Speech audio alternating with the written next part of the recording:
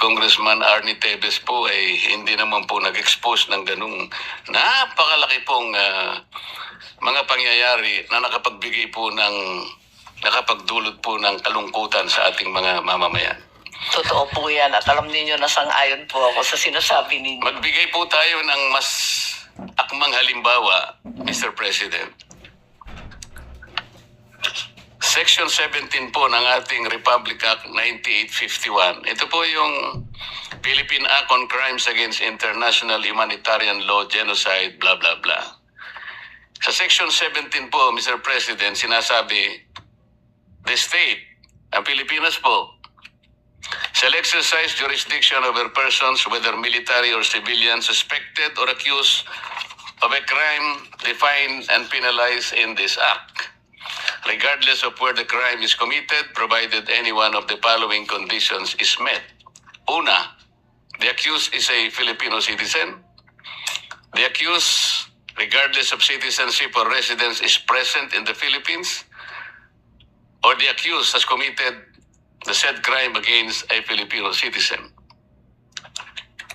Ito po yung bone of contention. In the interest of justice, the relevant Philippine authorities may dispense with investigation or prosecution of a crime punishable under this Act if another court or international tribunal is already conducting the investigation or undertaking the prosecution of such crime. Instead, the authorities may surrender or extradite suspected or accused persons in the Philippines to the appropriate international court, if any, or to another state pursuant to the applicable extradition laws and treaties. Mr. President, anong bahagi po nung binasa ko ang nag-apply kay former President Rodrigo Duterte? Kapakiwari ko po, wala.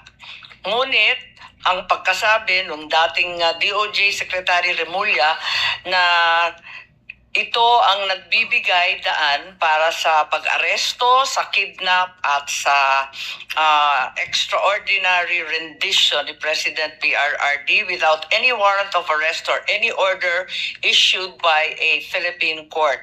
So in my opinion po, and clearly from the transcript of the investigation conducted by this body, then Secretary Remulla appeared to be of the stance that an administrative arrest can be done under the word surrender.